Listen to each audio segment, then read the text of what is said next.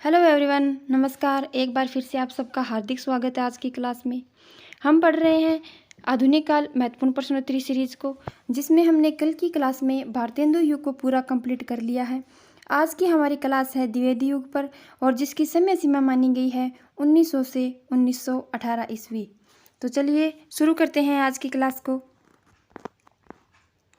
Question number 1, Dwivedi युग का नामकरण किसके नाम पर हुआ? ऑप्शन ए शांति प्रिय द्विवेदी, आचार्य महावीर प्रसाद द्विवेदी, हजारी प्रसाद द्विवेदी या डॉक्टर राम अवध द्विवेदी। ऐसे प्रश्न देखने में आसान लगते हैं, लेकिन ये ऐसे प्रश्न परीक्षाओं में पूछे जाते हैं। यह पीजीटी परीक्षा में पूछा गया प्रश्न है, तो सही आंसर बताना है।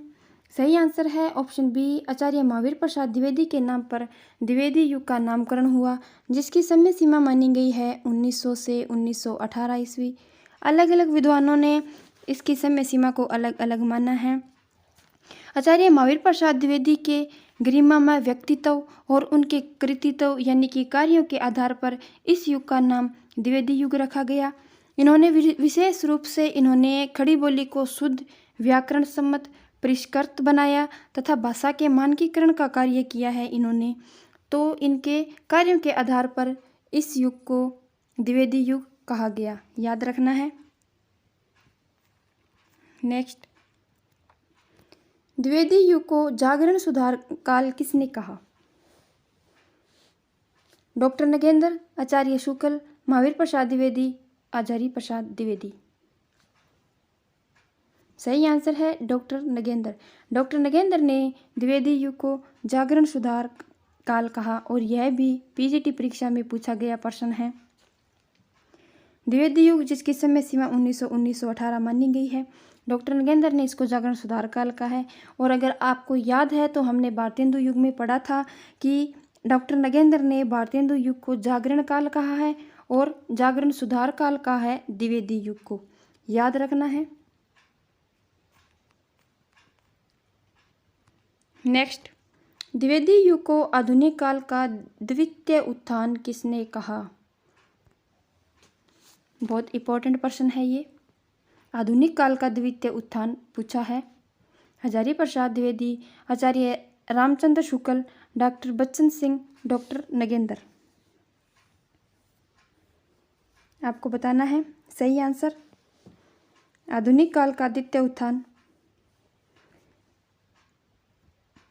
उत्थान की समय सीमा मानी गई है संवत 1950 से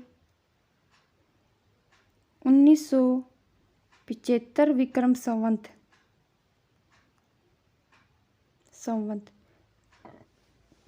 यह आधुनिक काल के द्वितीय उत्थान की समय सीमा मानी गई है। और किसने माना है?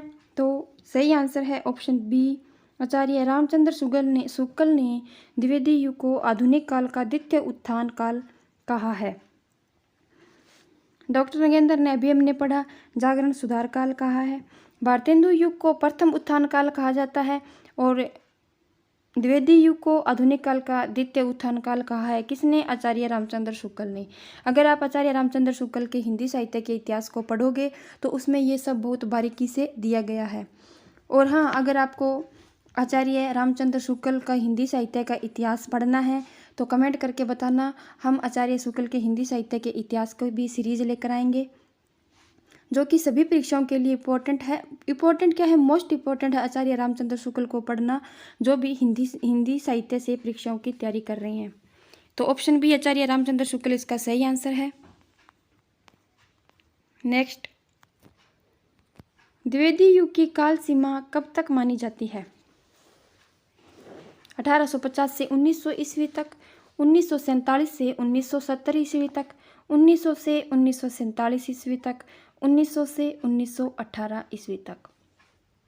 द्विवेदी युग की समय सीमा पूछा है। हमने पढ़ लिया इस प्रश्न को कि सर्वमान्य मत से ऑप्शन डी 1900 से 1918 तक की काल सीमा को द्विवेदी युग की समय सीमा में रखा गया है। और अलग अलग विद्वानों ने अलग अलग माना है, लेकिन ऑप्शन डी इसमें सही आंसर है। क्वेश्चन नंबर 5, आधुनिक काल में हिंदी गद्य व पद्य की भाषा के परिमार्जक कौन थे? भारतेंदु हरिश्चंद्र, श्याम सुंदर दास, बाल मुकुंद गुप्त, महावीर प्रसाद द्विवेदी। सही आंसर है ऑप्शन डी। आधुनिक काल में हिंदी गद्य और पद्य की भाषा के परिमार्जक कौन थे? महावीर प्रसाद द्विवेदी। इन्होंने गद्य और पद्य दोनों भाषा के रूप में खड़ी बोली को अपनाया। इससे पहले एक पॉइंट याद रखना, इन्होंने गद्य और पद्य यानी कि काव्य भाषा दोनों के लिए इन्होंने खड़ी बोली को अपनाया। खड़ी बोली के परिष्कार परिमार्जन का कार्य किया इन्होंने। इससे पहले गद्य खड़ी बोली में लिखा जाता था और पद्य की भाषा ब्रज भाषा थी। इन्होंने पद्य की भाषा के रूप में भी खड़ी बोली को प्रतिष्ठित किया है, भाषा को शुद्ध व्याकरण सम्मत बनाया है और खड़ी बोली का परिष्कार किया है, याद रखना है। और इसी कृतित्व के आधार पर द्विवेदी युग का नाम महावीर प्रसाद द्विवेदी के नाम पर पड़ा, याद रखना है। क्वेश्चन नंबर 6, द्विवेदी युग की मुख्य उपलब्धि है। द्विवेदी युग की मुख्य उपलब्धि है खड़ी बोली, ब्रज भाषा, श्रृंगारिता, प्रकृति चित्रण। जितने क्वेश्चन हमने अभी तक पढ़े हैं तो उनके आधार पर आपको समझ में आ गया होगा कि द्विवेदी युग की मुख्य उपलब्धि क्या है। सही आंसर है ऑप्शन ए, खड़ी बोली। खड़ी बोली के द्विवेदी जी को ही खड़ी बोली हिंदी को काव्य भाषा के रूप में प्रतिष्ठित करने का श्रेय जाता है और खड़ी बोली पद्य भाषा के रूप में, काव्य भाषा के रूप में खड़ी बोली को अपनाया द्विवेदी जी ने और यही द्विवेदी युग की मुख्य उपलब्धि मानी जाती है, याद रखना है। ये सारे क्वेश्चन बहुत इम्पोर्टेंट है, परीक्षाओं की दृष्टि से इम्पोर्टेंट है, परीक्षाओं में बार बार पूछे गए हैं प्रश्न। तो अगर अभी तक आपने क्लास को सब्सक्राइब नहीं किया है तो सब्सक्राइब कर लीजिए ताकि आने वाले क्लास का नोटिफिकेशन आपको मिल जाए। क्वेश्चन नंबर 7, द्विवेदी युग में किस कवि ने अन्य कवियों को खड़ी बोली में कविता लिखने के लिए प्रोत्साहित किया? अयोध्या सिंह उपाध्याय हरियोद,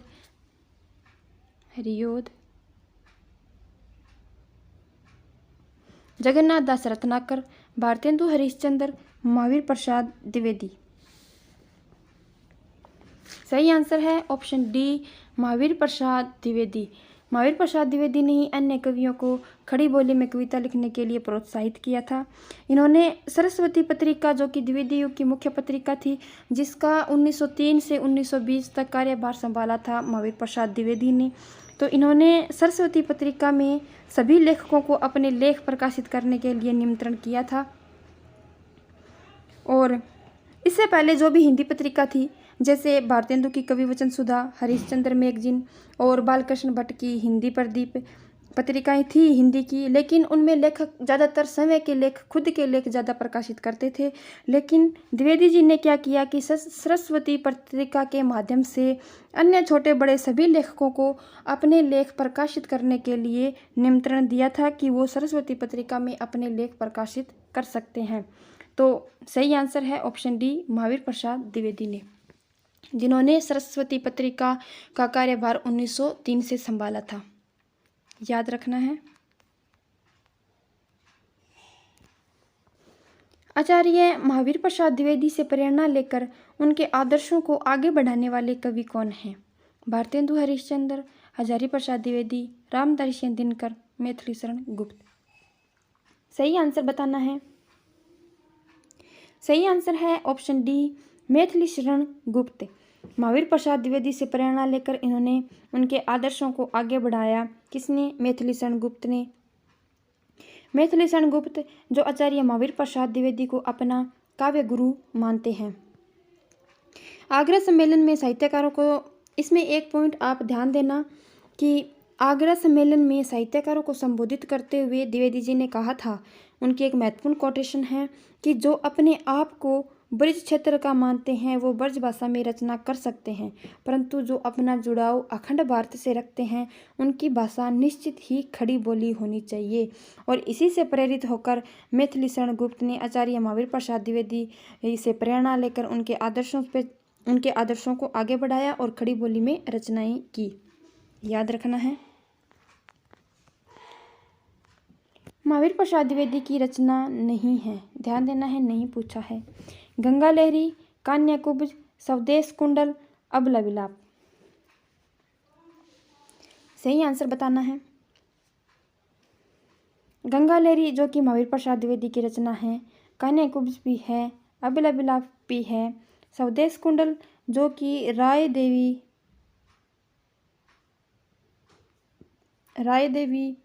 प्रसाद पुरण की रचना है स्वदेश कुंडल, और रचना काल इसका माना जाता है 1910। याद रखना है 1910 ईस्वी में राय देवी प्रसाद पुरण की रचना है स्वदेश कुंडल।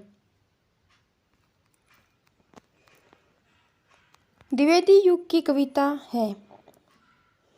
यह प्रश्न बार बार परीक्षा में पूछा गया है, हर बार पूछा जाता है लगभग। बताना है कि द्विवेदी युग की कविता है उपदेशात्मक एवं इतिवृत्तात्मक, प्रकृति चित्रात्मक, नव जागरण परक या नगरी चेतनात्मक। सही आंसर बताना है। सही आंसर है ऑप्शन ए, द्विवेदी युग की कविता उपदेशात्मक एवं इतिवृत्तात्मक है। इतिवृत्तात्मक यानी कि वर्णन, वस्तु वर्णन, किसी भी रचना का पूरा वस्तु वर्णन करना इतिवृत्तात्मकता का अर्थ है। तो सही आंसर है ऑप्शन ए, उपदेशात्मक एवं इतिवृत्तात्मक, जो कि द्विवेदी युग की कविता है। नेक्स्ट, ज्ञान राशि के संचित कोश का ही नाम साहित्य है। इस युक्ति के साहित्यकार कौन हैं? हजारी प्रसाद द्विवेदी, महावीर प्रसाद द्विवेदी, नंद दुलारे वाजपेयी, मुक्तिबोध।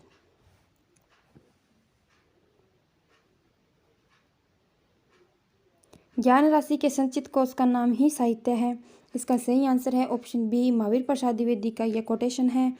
ये भाषा और साहित्य के व्यवस्थापक थे। कौन? महावीर प्रसाद द्विवेदी। इन्होंने भाषा और साहित्य के ये व्यवस्थापक थे और इसके लिए इन्होंने सरस्वती पत्रिका को माध्यम बनाया। टीजीटी परीक्षा में यह प्रश्न पूछा गया है, याद रखना है। संपत्ति शास्त्र के लेखक कौन हैं?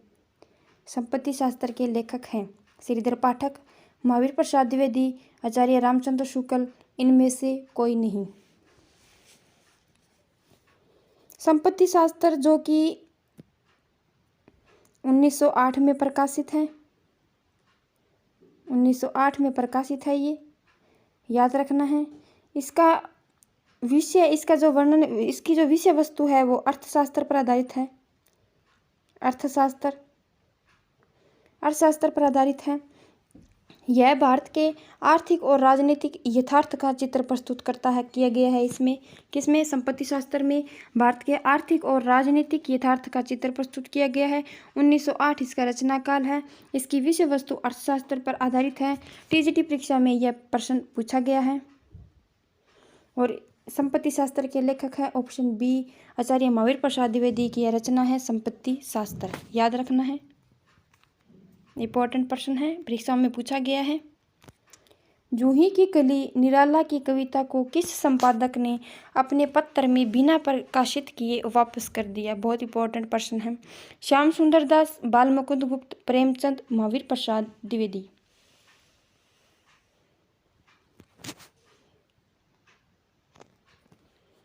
सही आंसर है ऑप्शन डी, महावीर प्रसाद द्विवेदी ने जूही की कली जो कि निराला की कविता है उसे अपने पत्र, कौन से पत्र? सरस्वती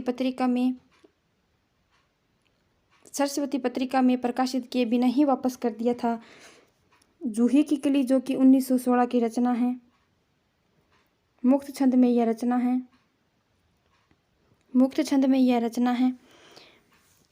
महावीर प्रसाद द्विवेदी ने क्या कहा? महावीर प्रसाद द्विवेदी ने सरस्वती पत्रिका में जूही की कली के लिए अश्लीलता की बात कहकर इसे छापने से मना कर दिया था। किसने? महावीर प्रसाद द्विवेदी ने। कौन सी पत्रिका में? सरस्वती पत्रिका में। क्या कहकर? अश्लीलता की बात कहकर छापने से मना कर दिया, याद रखना है। इनमें से कौन सा द्विवेदी युग का कवि नहीं है? अयोध्या सिंह उपाध्याय हरिओद, सोहनलाल द्विवेदी, रामनरेश त्रिपाठी या मैथिली शरण गुप्त। सही आंसर बताना है कि कौन सा द्विवेदी युग का कवि नहीं है। इस तरह के प्रश्न पूछे जाते हैं कि कौन सा भारतेंदु युग का कवि नहीं है, कौन सा द्विवेदी युग का कवि नहीं है या द्विवेदी युग का कवि है। इस तरह से प्रश्न हर बार परीक्षा में बनते हैं। रामनरेश त्रिपाठी जिनकी कविता कौमुदी प्रसिद्ध रचना मानी जाती है। सही आंसर है ऑप्शन बी सोहनलाल द्विवेदी, जो कि द्विवेदी युग के कवि नहीं हैं बल्कि ये राष्ट्रीय चेतना और गांधीवादी कवि हैं। ये राष्ट्रीय चेतना के अग्रदूत हैं। राष्ट्रीय चेतना के अग्रदूत व गांधीवादी कवि माने जाते हैं। बाकी अयोध्या सिंह उपाध्याय हरिऔध, रामनरेश त्रिपाठी, मैथिली शरण गुप्त ये द्विवेदी युग के कवि माने जाते हैं, याद रखना है। द्विवेदी युग के सर्वश्रेष्ठ प्रगीतकार कौन माने जाते हैं? प्रगीतकार कौन माने जाते हैं सर्वश्रेष्ठ? लोचन प्रसाद पांडे, मुकुटधर पांडे, राम नारायण पांडे या श्याम नारायण पांडे।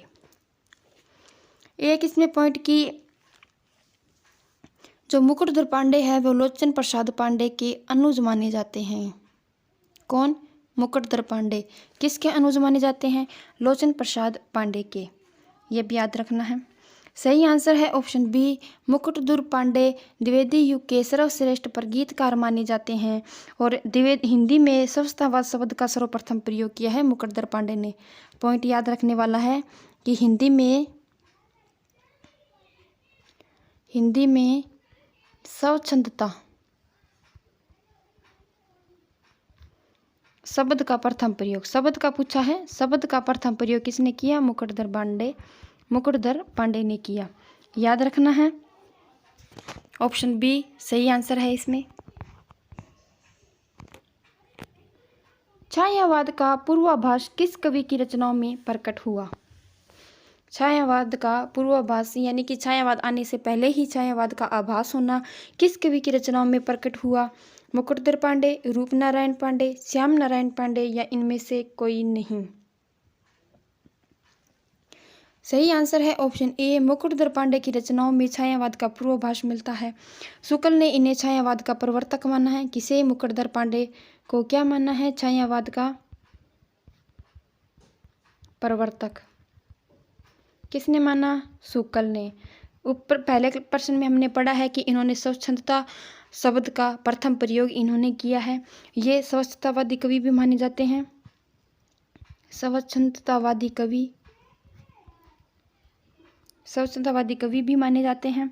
आचार्य रामचंद्र शुक्ल ने इन्हें छायावाद का प्रवर्तक माना है और इनकी रचनाओं में छायावाद का पूर्वाभास मिलता है। किसकी रचनाओं में? ऑप्शन ए मुकुटधर पांडे की रचनाओं में। द्विवेदी युगीन साहित्य में किस प्रवृत्ति की प्रमुखता नहीं है? ध्यान देना, नहीं पूछा है। गद्यात्मकता, काव्यात्मकता, वैचारिकता, इतिवृत्तात्मकता। जितने प्रश्न हमने अभी तक पढ़े हैं उसके आधार पर आप बता सकते हो इसका सही आंसर कि द्विवेदी युग साहित्य की जो ऐसी कौन सी प्रवृत्ति है जो कि इनमें से ऑप्शन में नहीं है। तो गद्यात्मकता द्विवेदी युगीन की प्रवृत्ति रही है। इतिवृत्तात्मकता ये तो मेन है इसका। विचारिकता भी रही है। सही आंसर है ऑप्शन बी काव्यात्मकता द्विवेदी युगीन साहित्य की प्रवृत्ति की प्रमुखता नहीं है।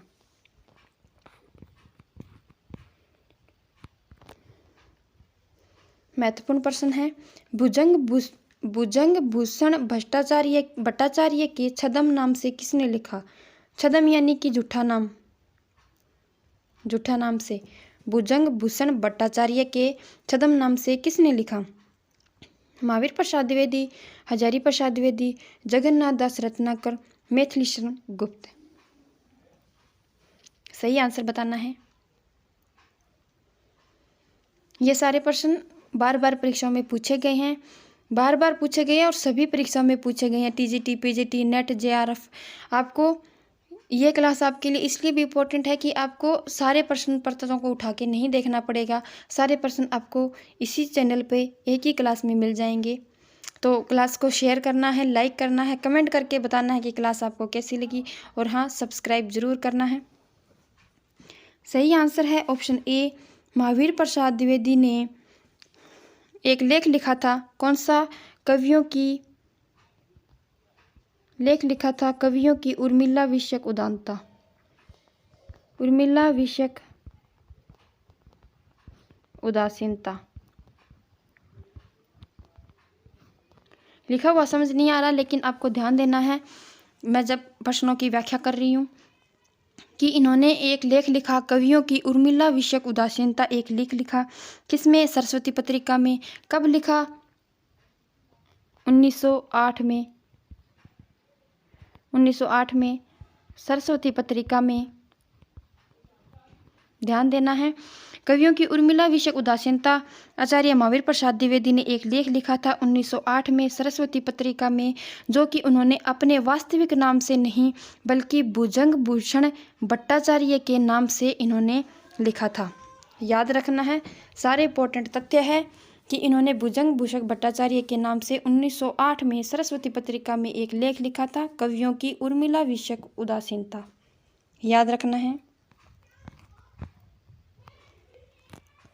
सरस्वती पत्रिका पहले ज्ञान की पत्रिका थी, वह हिंदी नवजागरण का मुख्य पृष्ठ थी। यह कथन किसका है? बताना है।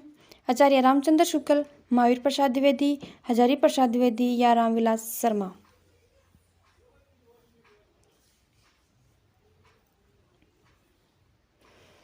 आप लोग कमेंट नहीं करते, कमेंट करके बताया करो कि क्लास कैसी लगी और आपको सीरीज़ ये पसंद आ रही है या कुछ और पढ़ना है, थ्योरी क्लासेस पढ़नी है, कुछ भी पढ़ना है, कौन सा टॉपिक पढ़ना है, तो कमेंट करके ज़रूर बताया करो। सही आंसर है ऑप्शन डी, रामविलास शर्मा की कोटेशन है कि सरस्वती पत्रिका पहले ज्ञान की पत्रिका थी, वह हिंदी नवजागरण का मुख्य पृष्ठ थी। और रामविलास शर्मा की एक ये पॉइंट भी याद रखना कि इन्होंने सरस्वती पत्रिका को हिंदी का जातीय पत्रिका मानते थे। कौन? रामविलास शर्मा सरस्वती पत्रिका को हिंदी की जातीय पत्रिका मानते थे। इंपॉर्टेंट कोटेशन है ये, याद रखना है। Option D, Ramvilas Sharma. महावीर प्रसाद द्विवेदी के निबंधों को बातों का संग्रह किसने कहा? बार बार परीक्षा में पूछा गया प्रश्न है ये, पीजीटी परीक्षा में पूछा गया है।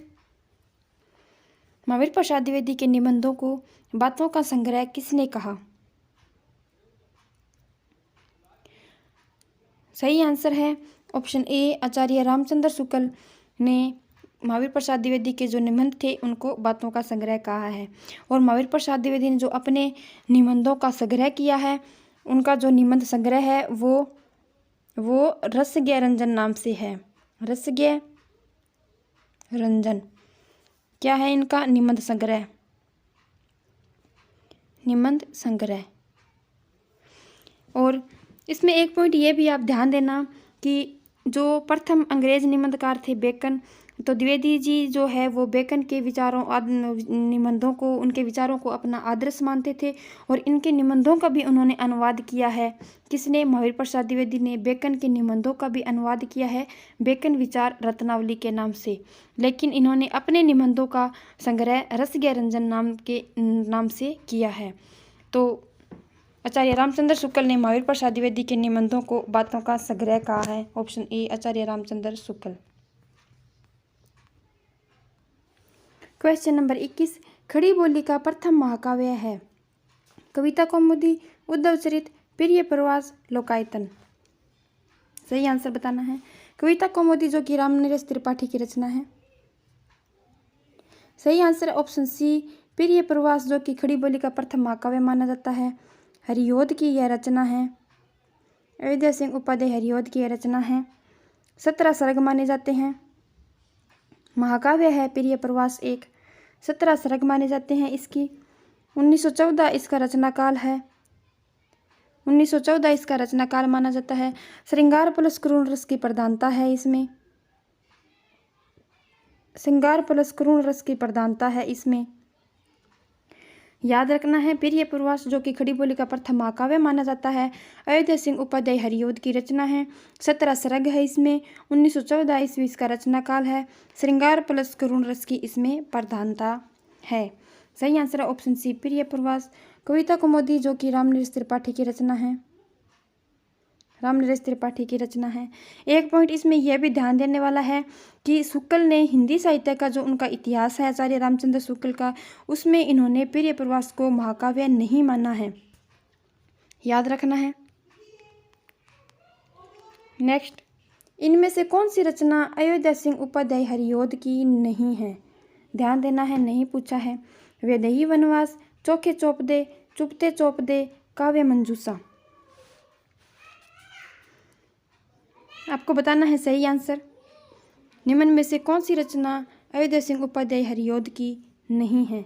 सही आंसर है ऑप्शन डी काव्य मंजूषा, जो कि महावीर प्रसाद द्विवेदी की रचना है।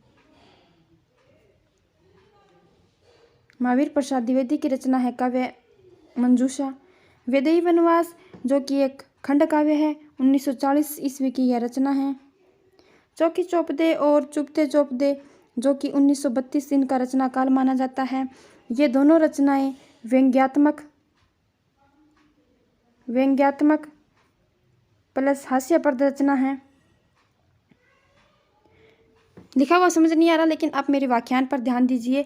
वैदेही वनवास, जिसका रचना काल 1940 ईस्वी है, खंड काव्य माना जाता है। ये खंड काव्य जो कि वाल्मीकि रामायण पर आधारित है। इसमें 18 सर्ग है। किसमें? वैदेही वनवास में 18 सर्ग है।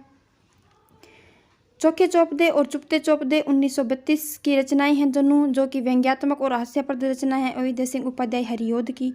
एक प्रश्न में हम चारों ऑप्शन को व्याख्यान करते हुए जा रहे हैं, ताकि एक ही प्रश्न में आपके 3-4 प्रश्न कंप्लीट हो रहे हैं साथ के साथ। इस क्लास में हम सारे फैक्ट, सारे तथ्यों को लेकर चल रहे हैं, ताकि प्रश्नोत्तरी के माध्यम से आपका द्विवेदी युग कंप्लीट हो जाए पूरा। तो याद रखना है, वैदेही वनवास 1940 खंड काव्य है, 18 इसमें सर्ग है, वाल्मीकि रामायण पर आधारित है। काव्य मंजूषा, जो कि महावीर प्रसाद द्विवेदी की रचना है। नेक्स्ट, प्रिय प्रवास का वर्ण विषय क्या है? कृष्ण का मथुरा प्रवास, सीता का करुणापूर्ण चित्र, राम वनवास, बुद्ध का गृह त्याग। प्रिय प्रवास जो हमने अभी देखा कि खड़ी बोली हिंदी का प्रथम महाकाव्य है और हरिऔध की यह रचना है, इसलिए खड़ी बोली हिंदी के महाकवि भी हरिऔध माने जाते हैं। हरिऔध जी की सर्वोत्तम रचना मानी जाती है कौन सी? प्रिय प्रवास। किसकी? हरिऔध की। हरिऔध की सर्वोत्तम रचना मानी जाती है। प्रिय प्रवास। और खड़ी बोली हिंदी का प्रथम महाकाव्य है, इसलिए अयोध्या सिंह उपाध्याय हरिऔध भी खड़ी बोली हिंदी के प्रथम महाकवि माने जाते हैं। प्रिय प्रवास में श्रृंगार प्लस करुण रस की प्रधानता है।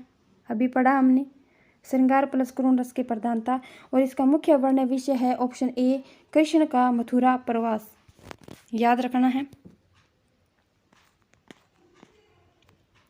द्विवेदी युग में काव्य की रचना हुई। प्रबंध, मुक्तक, प्रगीत या ये सभी? A, B, C, D। सही आंसर बताना है। द्विवेदी युग में काव्य की रचना हुई, तो द्विवेदी युग में प्रबंध काव्य भी लिखे गए। हरिऔध जी ने लिखा है, प्रिय प्रवास है उनके। प्रबंध काव्य वैदेही वनवास है। मुक्तक भी लिखे गए, प्रगीत भी लिखे गए। सही आंसर है ऑप्शन डी, ये सभी द्विवेदी युग में काव्य की रचना हुई।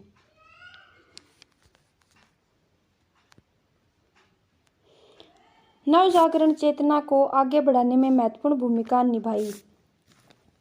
सही आंसर बताना है कि नवजागरण चेतना को आगे बढ़ाने में महत्वपूर्ण भूमिका किसने निभाई? सरस्वती पत्रिका ने, तत्कालीन परिस्थितियों ने, सामाजिक परिवर्तनों ने, इनमें से कोई नहीं। सही आंसर है ऑप्शन बी, सरस्वती पत्रिका ने नवजागरण चेतना को आगे बढ़ाने में महत्वपूर्ण भूमिका निभाई। सरस्वती पत्रिका जो कि 1903 से महावीर प्रसाद द्विवेदी ने इसका कार्यभार संभाला था 1920 तक। 1903 से 1920 तक महावीर प्रसाद द्विवेदी ने इसका कार्यभार संभाला था सरस्वती पत्रिका का। और सरस्वती पत्रिका द्विवेदी युग की महत्वपूर्ण पत्रिका रही है, और सरस्वती पत्रिका ने ही नवजागरण चेतना को आगे बढ़ाने में महत्वपूर्ण भूमिका निभाई है। याद रखना है। आज की क्लास में इतना ही। द्विवेदी युग अभी तक कंप्लीट नहीं हुआ है, वीडियो लंबी हो रही है, इसलिए बाकी के प्रश्नों को कल की क्लास में कंप्लीट करेंगे। क्लास अगर आपको पसंद आई तो लाइक करना, शेयर करना, कमेंट जरूर करना। और हाँ, अगर क्लास को अभी तक आप सबने सब्सक्राइब नहीं किया है तो सब्सक्राइब करना, ताकि आने वाले क्लास का नोटिफिकेशन आपको मिल जाए।